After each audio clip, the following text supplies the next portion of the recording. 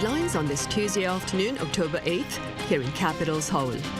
Among the notable agreements penned by South Korea and Singapore during President Yoon Suk-yeol's state visit this week is the supply chain partnership arrangement, which pledges a prompt joint response to any related disruption. Meanwhile, Samsung Electronics believes its third quarter operating profit will amount to slightly above 9 trillion won, which is an almost four-fold surge on year, but well below earlier estimates of some 11.5 trillion won by analysts.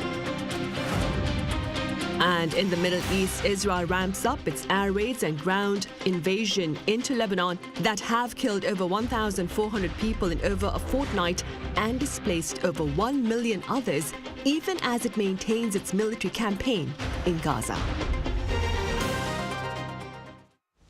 We start in Singapore today, where President Yoon Suk-yeol is actively engaged in the second leg of his Southeast Asia tour. I have our correspondent Kim Do-yeon, who is part of the presidential press corps, standing by live with details. Do-yeon, it's great to have you on. Do start us off. Honey, President Yoon landed here in Singapore late last night and started his official engagements earlier today. President Yoon and Prime Minister Wang signed various agreements to forge stronger ties, especially in the economic sector. First, let's take a listen to what the two leaders said about the bilateral relationship overall. 아시아의 발전과 번영을 선도해온 우리 두 국가가 이제는 AI, 디지털, 녹색 경제 분야를 아우르는 미래 선두주자로 자리매김하고 있습니다. 오늘 왕 총리님과 저는 양국의 우호 협력을 더욱 미래지향적이고 호혜적으로 발전시켜 나가는 방안을 심도 있게 논의했습니다. Our two countries have many things in common. We were both Asian tigers that successfully transformed our economies. Korea, of course, has done this on a much bigger scale. You have one of the world's largest economies, powered by innovative chaebols, SMEs, and startups, as well as a trend-setting culture which has taken the world by storm. Now, to get to the specifics, the most notable agreement the two made was the supply chain partnership arrangement. This is the first bilateral agreement specifically for supply chain disruption response for both nations. The two nations will get together to hold an emergency meeting within 5 days of the moment they identify such a situation. For example, we saw a few years ago a global urea shortage causing concerns over the operation of diesel vehicles in South Korea. Singapore is a global logistics hub with the second largest port in the world. So this agreement will allow South Korea to resolve such natural resource supply issues. Also, the two leaders agreed to liquefied natural gas cooperation. This paves the way for two nations to swap or jointly buy LNG supplies. The two nations are big in LNG exports despite having no natural reserves. Right. Do-yeon, also come next year, the two countries celebrate their 50th anniversary of diplomatic relations. And I hear their leaders have agreed to further elevate their ties. Do tell us more. That's right. Singapore, as we saw just yesterday from the Philippines, South Korea's level of diplomatic relations with Southeast Asian countries is getting higher overall. But the strategic partnership with Singapore will kick off next year in the light of the 50th anniversary of diplomatic relations. Now, take a look at what's being prepared. 이를 위해 양국은 주요 분야에서 전략적 공조를 더욱 강화해 나가기로 했습니다. 특히 미래 발전의 원동력이 될 AI를 포함한 첨단 기술과 스타트업 분야의 협력을 심화시켜 나갈 것입니다. The two leaders signed an MOU for advanced technology cooperation and another for startup cooperation. Singapore is one of the world's powerhouses for AI while having strong biomedical industry. South Korea is strong in manufacturing cars and electronics and chips. So according to the top office, the synergy effect for this will be big. And as President Yoon said, this is what the next phase of the bilateral relationship will be based on. Meanwhile, a total of 17 agreements were signed by the two nations. Now, President Yoon still has one more day in Singapore Before wrapping up his visit, he will also take part in the Distinguished Singapore Lecture Series organized by a leading think tank, IC's Yusof Ishak Institute, to introduce Korea's Indo-Pacific strategy, the country's cooperation with ASEAN, and the prospect for peace and prosperity in the region if his vision of Korean unification is achieved. That's all for now. Back to you. All right, Thoyon, thank you for that coverage. That was our top office correspondent Kim Do-yeon reporting live from Singapore, the second leg of President Yoon's Southeast Asia tour. Moving forward, Samsung Electronics has issued a rare apology after projecting that its third quarter operating profit will stand below estimates by market experts. Our Park Won-woo covers this projection and more. A lower-than-expected business report card from South Korean tech giant Samsung Electronics. On Tuesday, the company reported an estimated operating profit of 9.1 trillion won, or just over $6.7 billion in the third quarter. That's up by over 274% compared to the same period in 2023, but over 10% down from quarter two this year. The tech giant has seen on-quarter rises in operating profits for 6 consecutive times since quarter one in 2023, but dropped during the July to September period. Samsung said that's mainly caused by sluggish performance from its device solution division, which normally accounts for over half of the total profit. Lackluster performance for legacy chips used in smartphones and PCs due to lower-than-expected demand was a major factor. Bonuses set in the third quarter, but to be issued early next year, was another reason. Postponement in the supplying of HBM3E chips to AI tech giant NVIDIA due to ongoing quality tests was a factor as well. Those sales were up by around 17% compared to last year, making it a record high for any quarter. Jeon Young-hyun, head of Samsung Electronics chip business, issued an unprecedented apology message. While apologizing for making people worried about the competitiveness of Samsung, he promised to take the situation as a chance for a rebound. And one expert spoke about possible scenarios for a brighter future. Once Samsung passes NVIDIA's test, gets its technology verified and supplies its chips, better performance is expected. The company should also continue developing its AI technology and services on its mobile phones. Also on Tuesday, LG Electronics revealed its operating profits for the third quarter of around $557 million, down nearly 21% on year. Increased logistics costs and marketing costs were the main reasons behind the drop. But as LG recorded its highest ever sales in quarter three among any third quarter, it said it would keep up with its growth momentum by diversifying its business portfolio. Park Won-woo, Arirang News. Meanwhile, Korea logged a current account surplus of well over $6 billion for the fourth month in a row in August on the back of chip exports. Our correspondent Moon Hae-ryun reports.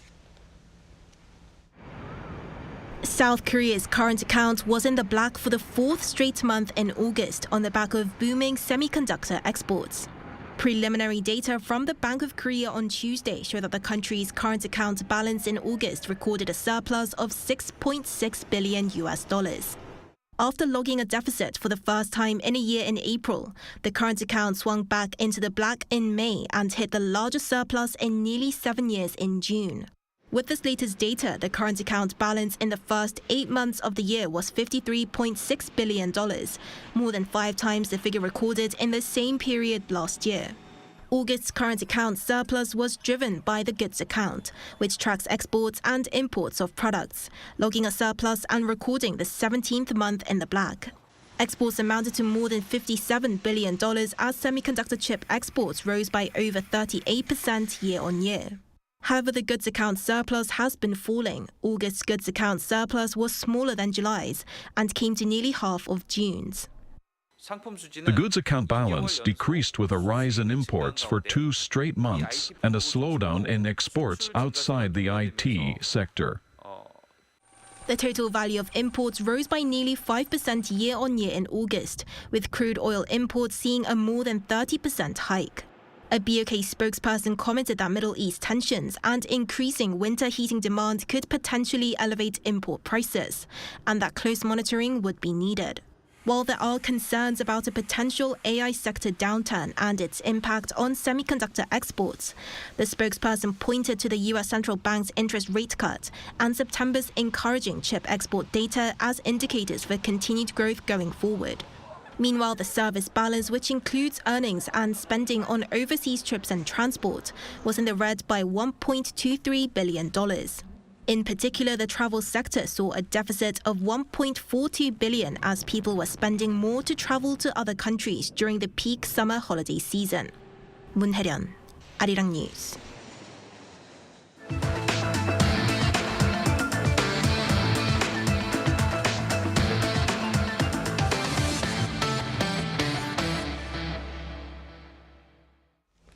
Despite international calls for a ceasefire, armed confrontations between Israel and militant groups in the Middle East continued on Monday, which marked the one-year anniversary of Hamas's appalling assault against Israel last year. Our Jeju has the latest. Israel and the Lebanese-based militant group Hezbollah continued intense fighting in October 7th local time and the first anniversary of the start of the Gaza conflict. According to a statement by the Israeli Defense Forces, 100 Israeli fighter jets hit 120 Hezbollah targets in southern Lebanon. The IDF added that they aimed at weakening Hezbollah's command and control abilities and securing movement for Israeli ground forces in Lebanon. The targets included Hezbollah's southern front, special forces known as the Radwan forces, missile and rocket launchers, and intelligence units. Hezbollah also claimed that it fired rockets toward areas near Tel Aviv and northern Haifa, specifically targeting an Israeli intelligence base near Tel Aviv. The IDF stated that Hezbollah launched around 190 rockets. Not only Hezbollah, but also Hamas and the Houthis, the so-called Axis of Resistance, launched a series of airstrikes against Israel on Monday.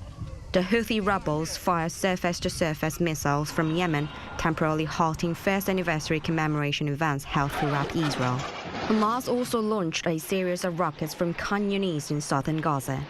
Israel intercepted the projectiles and no casualties were reported from the attacks. During a cabinet meeting the same day, Israeli Prime Minister Benjamin Netanyahu stressed that fighting back against Iran's axis of evil was essential to Israel's security. He said Israel would eliminate Hamas and ensure the remaining hostages are returned safely. U.S. President Joe Biden and the Vice President Kamala Harris also marked the first anniversary of the Hamas attack. Biden stated that Washington remains fully committed to the safety and security of Israel, saying the U.S. supported Israel's right to defend itself. He also mentioned many civilian casualties as it was due to terrorists hiding and operating among innocent people. Former U.S. President Donald Trump continued to criticize the Biden administration, saying that the conflict would not have happened if he had been president. Trump also said he would support Israel striking Iran's nuclear facilities in response to Tehran's missile attacks last week, adding that Israel was entitled to attack. Jeju, Arirang News. And staying on the international front, Russia has attacked a civilian vessel in a Ukrainian Black Sea port for the second day in a row. According to Reuters on Monday, a Palau-flagged ship was hit by a Russian ballistic missile in Odesa. The report claims the strike killed one Ukrainian worker of a private cargo handling company and injured 5 foreign nationals. Now, this is the second such strike by Russia in southern Ukraine this week after it attacked a civilian vessel loaded with corn on Sunday. Russia has been targeting Ukrainian grain exports since withdrawing from the Black Sea Grain Initiative last July. Here on the peninsula, North Korea's Kim Jong-un has ruled out prospects of a preemptive strike against South Korea, provided the regime is not provoked. Our correspondent Kim Jong-sil spoke to pundits here for their thoughts on Kim's latest rhetoric. Do take a listen. North Korean leader Kim Jong-un stated during a speech at the Kim Jong-un National Defense University on Monday that Pyongyang frankly has no intention of attacking South Korea, contradicting past rhetoric about liberating the South. However, he warned that any imbalance in strategic power on the Korean peninsula could lead to war, reiterating Pyongyang's commitment to strengthening its nuclear capabilities in response to the ROK-US military alliance, which he described as a nuclear alliance. It seems there's an underlying intention to try to shift responsibility for the strengthening of North Korea's nuclear capabilities onto South Korea and the United States. Speaking at a National Assembly session on Tuesday, Unification Minister Kim Jong-un cautioned that North Korea may declare the two Koreas as two hostile states in its constitutional amendment during its ongoing Spring People's Assembly. He warned that this could increase military tensions on the peninsula, but gave reassurances that Seoul would respond firmly. Professor Lee Mul-chul of Gyeongnam University said Kim's statements on Monday could be seen as a preview of a potential constitutional revision. While North Korea has already declared two separate states, the severing of relations with the South continues to accelerate. The message here is clear.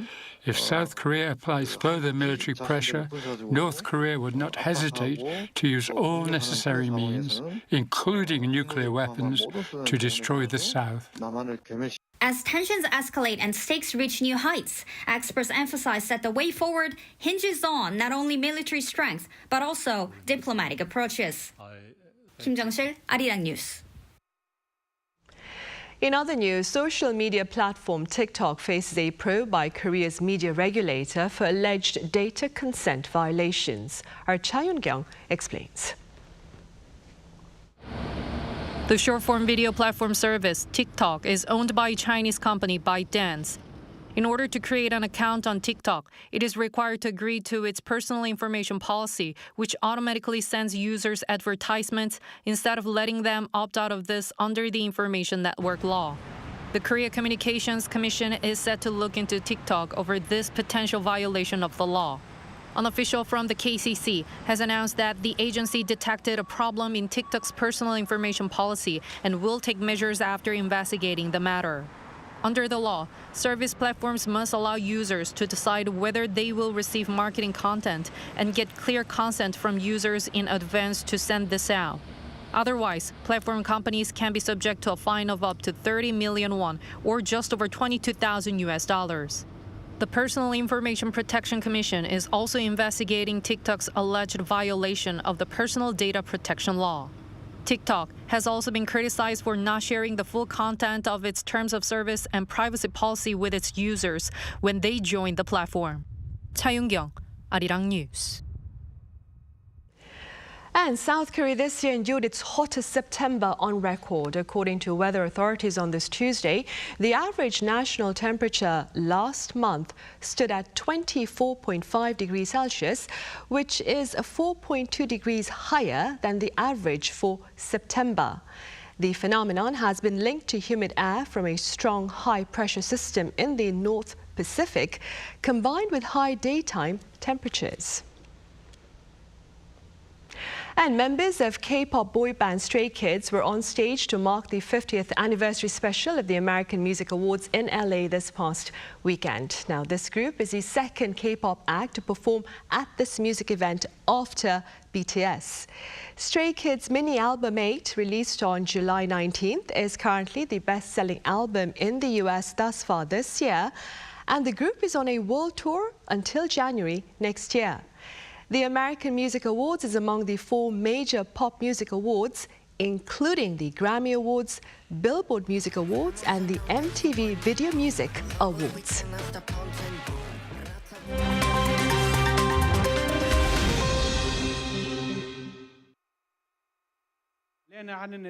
Let's take a look at the latest news in the world now. Tunisian President Kais Saied has secured a second term after winning Sunday's election by a landslide. According to Tunisia's Electoral Commission on Monday, Saied won 90.69% of the vote. Voter turnout was low at 28.8%, which is the lowest since the demonstrations in 2011 ousted dictator Zine El Abidine Ben Ali. 66-year-old Saied, who has been in power since 2019, ran against 2 candidates, Shah party leader Zuhair Magzawi and Ayachi Zamel, a former lawyer who was jailed in September for election-related offences after gaining traction. Saied has been criticized for hindering the country's change to democracy, stemming from the Arab Spring Revolution in 2011. Tunisia has since seen many of the president's political opponents and other critics arrested, including several presidential contenders and senior figures from the country's biggest parties, while many of Saied's opponents were banned from running in this election. Despite the criticism, Saied called his victory a continuation of the revolution adding that he will cleanse the country of the corrupt, traitors, and conspirators. The mayor of the capital city of Mexico's state of Guerrero was killed on Sunday, less than a week after he took office. Alejandro Arcos was killed just 6 days after becoming mayor of Chilpancingo, a city of some 280,000 people in the southwest of Mexico. Guerrero State Governor Evelyn Salgado confirmed Mayor Arcos's death after unverified images had appeared on social media showing the mayor's severed head on top of a pickup truck. The Guerrero State Attorney General's office has said it has begun an investigation into Arcos's murder. Mayor Arcos's death came just 3 days after the city government's new secretary, Francisco Tapia, was shot to death. A British doctor pleaded guilty on Monday after attempting an audacious plot to inject his mother's partner with poison. Prosecutors said Thomas Kwan, who was in a dispute over the inheritance of his mother's home, disguised himself as a home visit nurse, creating a fake ID and wearing a false mustache, beard, and wig. He then drove to his mother's home with false number plates on his car and, while pretending to be the nurse, injected poison into his mother's partner, Patrick O'Hara. The prosecutor said that sometimes the truth really is stranger than fiction. In the Spanish city of Tarragona, the Catalan traditional contest of building human towers took place on Sunday, with a total of 42 teams competing in the biennial Castells competition. Some 11,000 spectators watched the competition, which showcased teams of up to 500 men, women and children compete to build the tallest tower. This year, a team from Villafranca captured the top spot, winning the €16,000 prize. The Castells, or human towers, were added to UNESCO's list of intangible cultural heritage of humanity in 2010, with the first competition taking place in the Tarragona Bull Ring in 1932. Kim Xiang, Arirang News.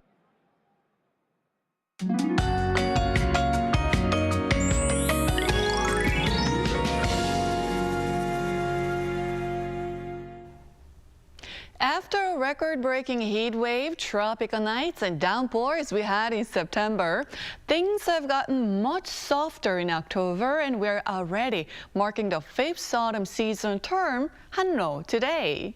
Most regions had a pleasant Tuesday, but east of Gangwon province will see rain continuing through tonight and perhaps into tomorrow dawn. Big daily temperature gaps will continue in most parts of Korea on Hangul Day tomorrow. Inland regions will be seeing wider temperature gaps with chillier morning temperatures. Now tomorrow morning will start at 14 degrees Celsius in Seoul and Gwangju, but Busan and Jeju will be warmer tomorrow morning. Afternoon highs will be similar to today's at 24 degrees Celsius in most cities here in Korea under sunny skies, but rain is in the forecast on Jeju tomorrow into Thursday morning. But other than Jeju, the rest of the country will have fine autumn weather for the remainder of the week. Well, that's Korea for you, and here's a look at the international weather conditions.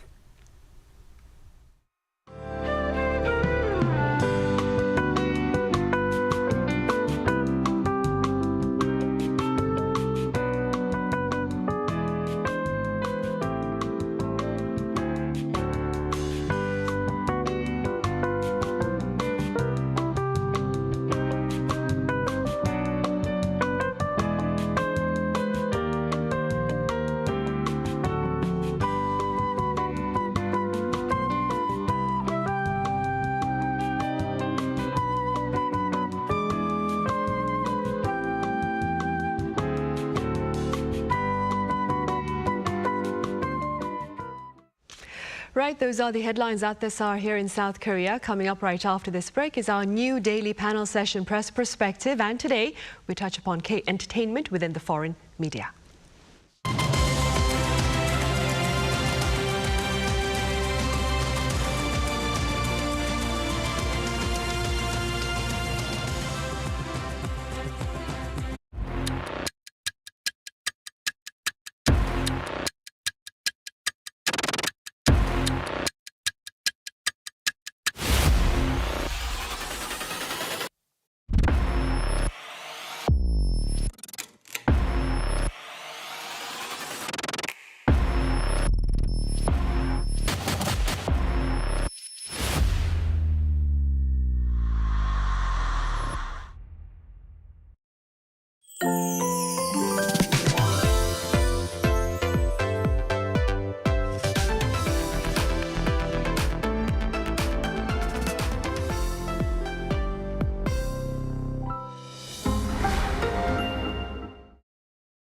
How to survive in Korea. Barbecue restaurants. Step 1. Taking care of your clothes. Put your jacket in the plastic bag. Seal it tight.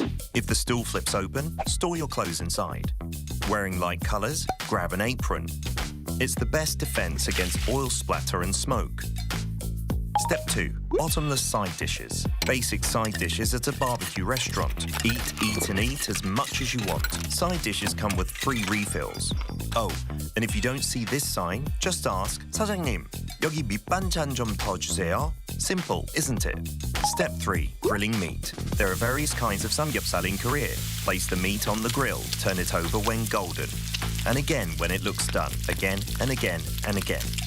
Step 4. Sam style. You aren't taking bites of sam like a taco, are you? In Korea, we have it in one bite. A pro tip here. Add only as much as you can handle in a bite. Gotta avoid awkward situations. Step 5. Enjoy the perks. After the meal, enjoy the perks offered as a Korean restaurant. Fabric refreshers get rid of the barbecue smell, while mint candies freshen your breath. Did you survive the barbecue restaurant? Hang on. Are you here with someone you want to impress? Then let's skip the garlic. Who knows what will happen?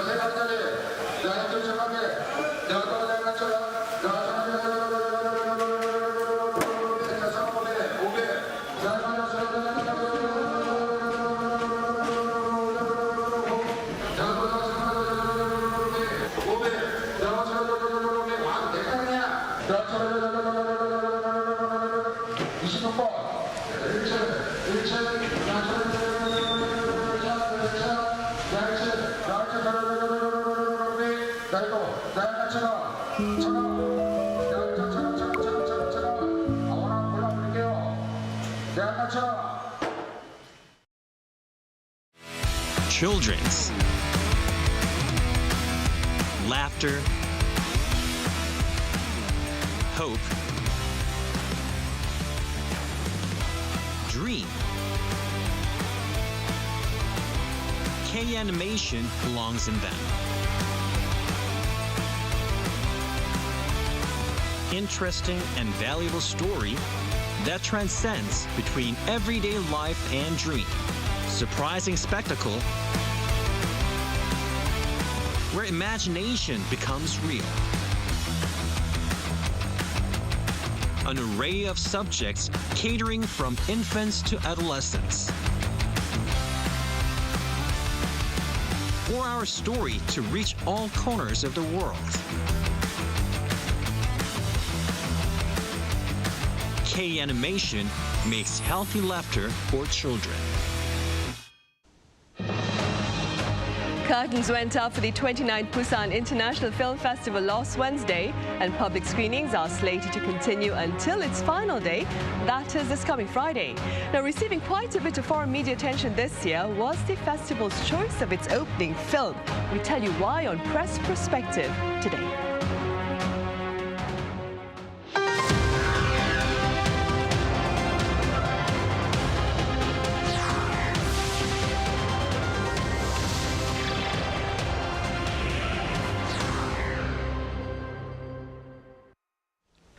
Hello and welcome to our second edition of Press Perspective, a daily panel session with members of the press as well as pundits on issues of interest largely pertaining to South Korea. It's Tuesday, October 8th here in South Korea, of course, and today we touch upon the latest on the cultural front, ranging from the Busan International Film Festival, currently celebrating its 29th edition, to a short-form drama series to K-pop headlines overseas. For this, I have our reporter, Ji here in the studio. Chi, welcome to the show. Hi, Sunny. I also have Stephen Lee, an author based in the US, joining this session virtually. Stephen, it's a pleasure to have you with us. Thank you so much for having me, Sunny.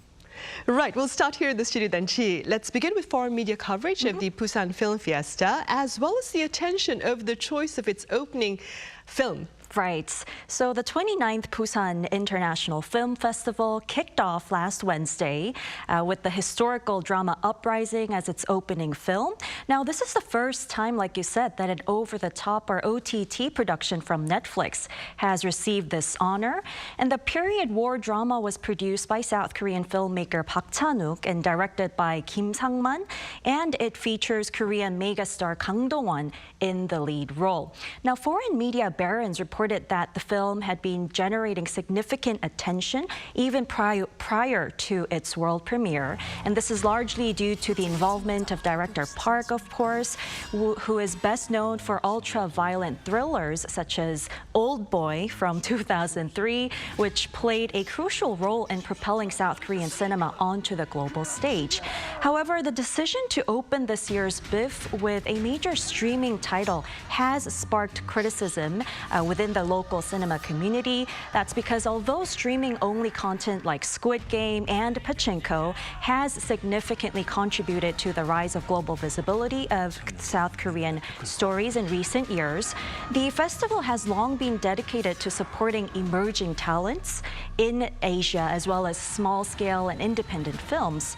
And also, despite some internal setbacks, such as issues with the former festival director and the slash in government budget for the festival, this year's edition presents about 15 more films than the previous year, with 86 world premieres. And it will also honor the late South Korean actor Lee Sun-gyun, who was found dead in an apparent suicide last year after a 2-month investigation into suspected drug use. And of course, we remember this sparked public outrage over what many perceived as excessive police interrogation. And also, this year's edition is screening 6 of the actor's film and television works, including Parasite, of course, directed by Bong Joon-ho, the 2019 Oscar winner, and R. Sun-hee, and a portion of the TV series My Mister, or also known as 나의 아저씨. And other notable world premieres include RM, Right People, Wrong Place, which is a documentary on K-pop sensation BTS member RM and the making of his second solo album. And interestingly, there's also a conference which will be hosted by BIFF's industry platform, the Asian Contents and Film Market, with a special focus on integrating AI in content creation, which is a controversial topic in Hollywood. Meanwhile, this festival will last until the 11th, so please do pay close attention to everything that's happening over Right, there. the 11th, that would be this coming Friday. In the meantime then, Stefan, what do you believe the primary interests among the foreign press with regard to this year's Busan Film Fiesta? Well, Uprising is obviously a huge point of interest for all the reasons that Ji outlined just now. But also, beyond individual titles, I think a big focus is on celebrating film itself, because lately there is such difficulty in enticing audiences to go to the theaters or even watch full films on streaming, because our attention is so divided, and there are so many different competitors for both our attention and our money. So I think festivals like BIFF are so great at bringing to the fore really original films and a diverse array of interests in the film subject matter, because even though we can all be very cynical in the film industry and in the media talking about the film industry and thinking that, oh gosh, like it's so hard to get anything to be of interest that isn't a huge blockbuster, there always are the exceptions to the more cynical rule. And I think BIFF is going to be has been already such a great way to highlight that there are so many great films, both with huge names and also lesser known films that are worth really coming out and, going to the theaters or turning on over the top, as we've discussed. In addition to a lot of the films already mentioned, there's a real diverse array of commercial thrillers like Bogota, City of the Lost, starring Song Joong-ki, and A Girl with Closed Eyes, starring Pachinko's Kim Min-ha. And those names will really bring people into the theaters and interest them in watching these films. And there are also films from all over the world, outside of Asia and all over, that have maybe been screened elsewhere, including Sean Baker's Palme d'Or winning Anora, which won at Cannes, and Oliver Assayas's Suspended Time. So it's a really great way to share, both premieres and also films of interest from all over the world. So I think we are really focusing on kind of the future of film and the present of film. And there's just so much still left to celebrate, no matter what the kind of like popular industry sentiment might be, that, things might be on decline, but there are always exceptions. And film festivals like this are great at providing that kind of hope. Right, well, the diverse array of screen productions is definitely bringing big crowds to the southern port city of Busan as we speak. Now, beyond Busan-ji, I hear Olympic pistol shooter Kim Ye-ji has landed her first acting role as an assassin, no less, right? That's an assassin. Right. Yes, an assassin. I'm really excited to tell you about this because I personally am a fan of this South Korean Olympic pistol shooter, Kim Ye-ji, who won a silver medal and went viral online for her charismatic performance. And like you said, has landed her first acting role as an assassin.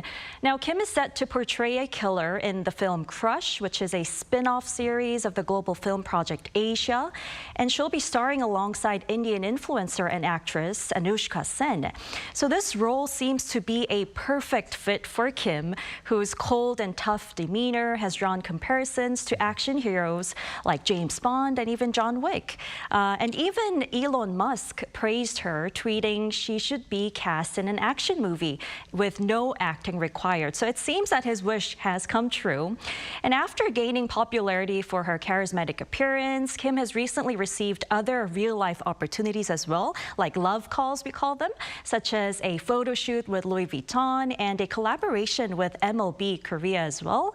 And she's signed with a talent agency, and her spokesperson said that nearly 20 brands have reached out to her for advertisements, and over 10 TV shows have expressed interest in featuring her.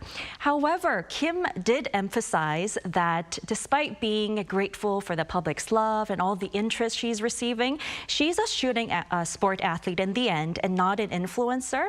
And so she stated that she hopes the love and interest she receives will not only benefit herself, but also the shooting sports. Right. And so Kim Ye-ji, Stefan, will be part of a screen production called Crush by director Lee Chung-sop. Could you tell us a bit more about this production? Yeah, so Crush is actually a short-form series that's a spin-off of a larger film project called Asia that includes actors from India, as Jihi said, as well as from Korea, Malaysia, Thailand, and more. And Lee Chung-sop is actually the CEO as well, in addition to being the director, CEO of Asia Lab.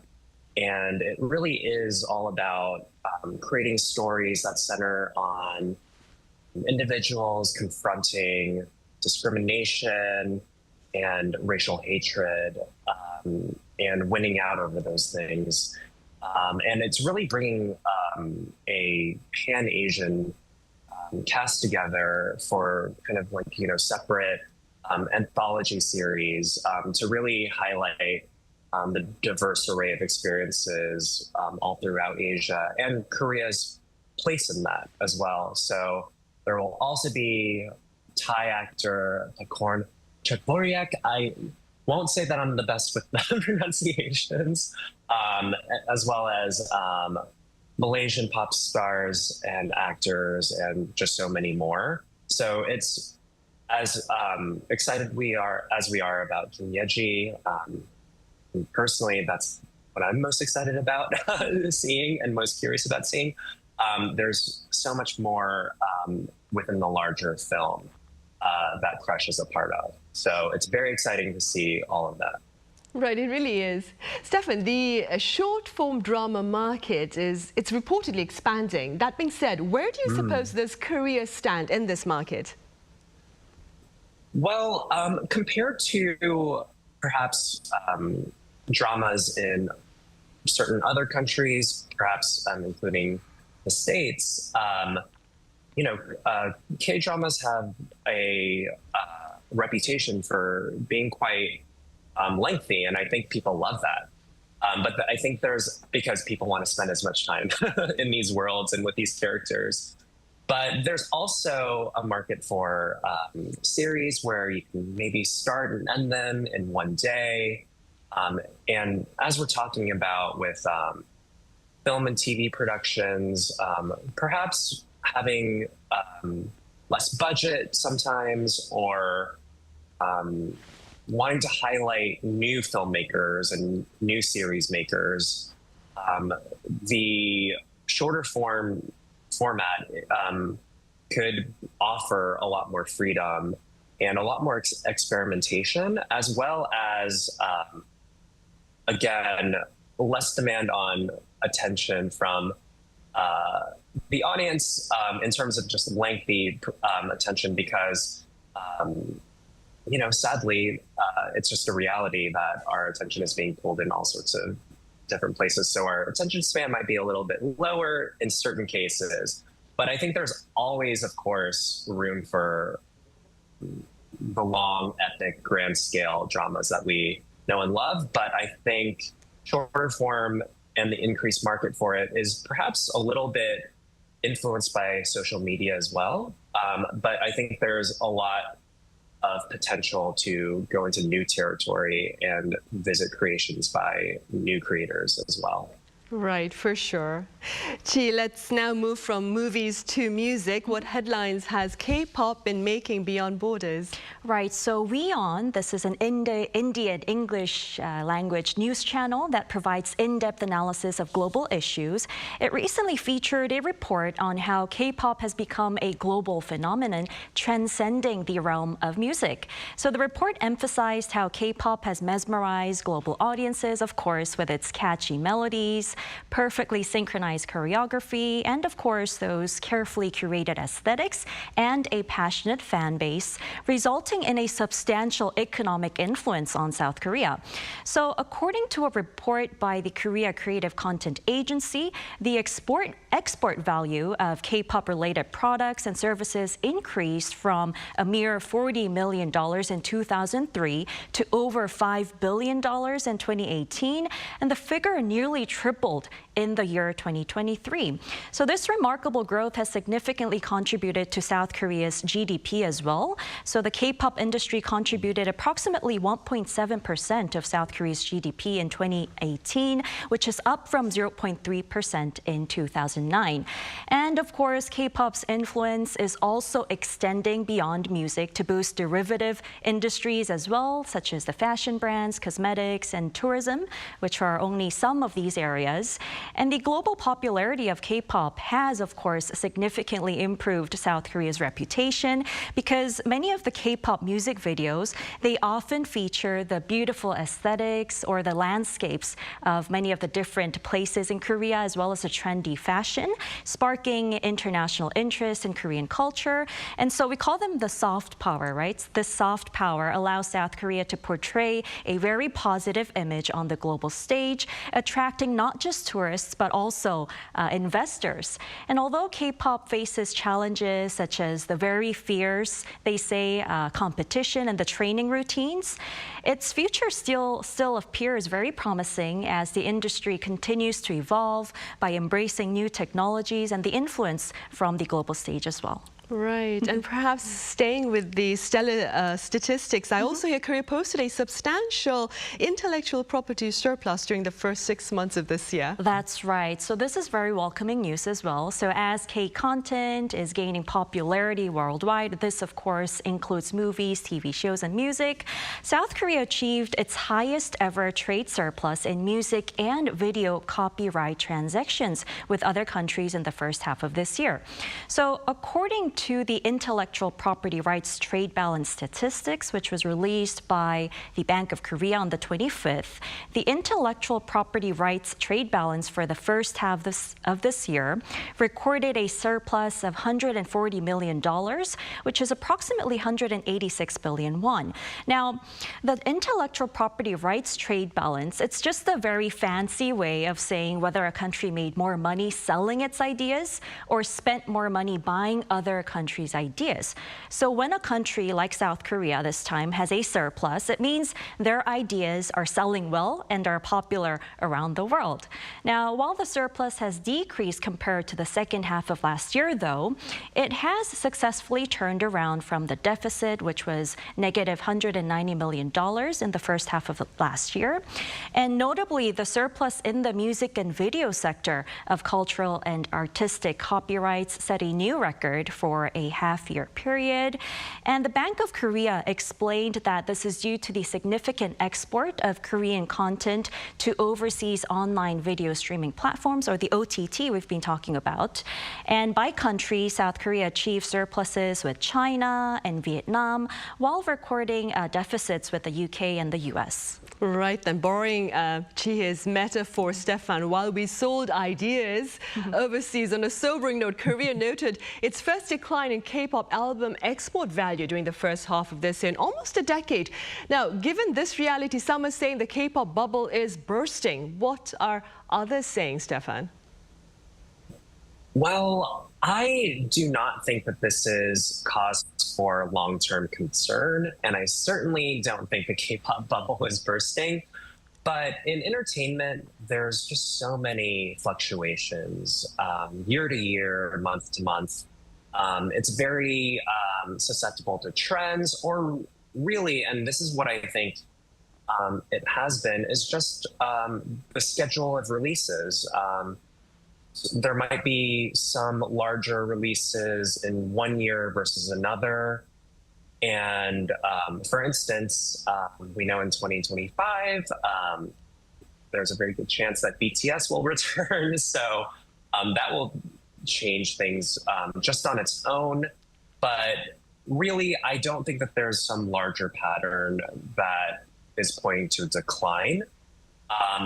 Just anecdotally, from my own experience, I recently wrote a cover story for Elle magazine in the US of Lisa from Blackpink as she got ready to release her second solo album. And for it to be the cover on the September issue, which is for a fashion magazine, the most important and biggest major issue, it really is a indicator that K-pop is popular and people do spend in the US on K-pop and looked at stars as major influencers. And I think judging the trends of K-pop as a whole by album exports, it's not really taking into account K-pop merchandise, for instance, and which I think for pop music and pop stars in general, the merchandise is becoming a larger percentage of revenue and interest from the fans. And of course, there's so much loyalty from fans to K-pop all around the world.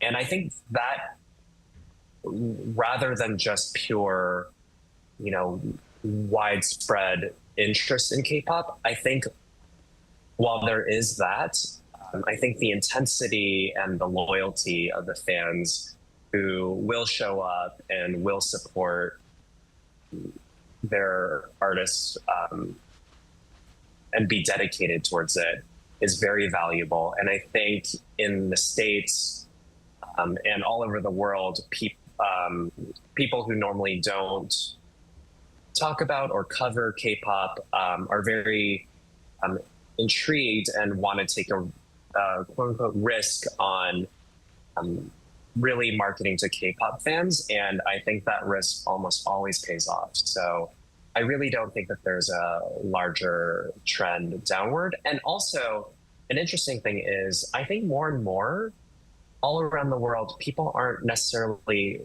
thinking of K-pop as something that's separate from their home country. In that, again, speaking about the States, stars like Jennie from Blackpink are just huge pop stars. And of course, it's recognized that stars like her are Korean and from K-pop, but there is just like a wider acceptance that, no, this is just an icon in general. So I definitely do not think the K-pop bubble is bursting. And I don't think too many people are saying that, actually. Right. Well, K-pop does enjoy a solid and tangible fan base, as Stefan mentioned. And perhaps because of that, Ji, very briefly speaking, I hear a number of Korean festivals, cultural events, that is, were held in foreign countries in recent times. That's right. In Australia and Indonesia, that is, and Melbourne in particular. They have Healy's Lane, which is also known as Kimchi Street or Koreatown of Melbourne. And they are establishing or setting up the traditional gatekeepers called Changseung, with a height of 3 meters, which will be installed at the entrance of Lonsdale and Little Lonsdale. And the mayor said this has made the city stand along global cities like Toronto, Los Angeles, New York, and Sydney, where vibrant Korean towns are located. And he hopes Kimchi Street will become a new tourist attraction in the region. And also, the Consul General of Melbourne expressed optimism that the official establishment of this Koreatown will foster a closer bond between South Korea and Australia. And he's also conveyed expectations that this development will encourage more Korean businesses to thrive in the region as well. And the Embassy of the Republic of Korea in Indonesia is hosting the 2024 Korean Culture Month, or the K-Festival 2024, from September 23rd. It already began and it lasts until November 24th. And the hope for this is to promote cultural exchange between South Korea and Indonesia, which is already quite vibrant. And Park, who's the consul, explained that Indonesia and South Korea form a complementary relationship because Indonesia has the natural resources and Korea has the technology and experience. And he also evaluated that South Korea is an ideal partner country for Indonesia to realize what's known as its Golden Indonesia 2045 vision. Right. All right, Chi, thank you so much for that coverage. I'm afraid that's all the time we have. And Stefan, over in LA, thank you very much for joining us live at this early hour there. Oh, thank you so much. It was my pleasure. Right. Well, that brings us to the end of our second edition of Press Perspective. Thank you for watching. Now, tomorrow is a national holiday here in South Korea, marking Hangul Day. So see you same time on Thursday.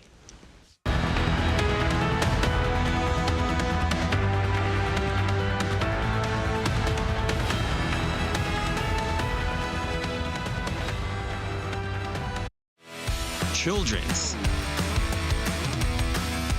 laughter, hope, dream. K-animation belongs in them. Interesting and valuable story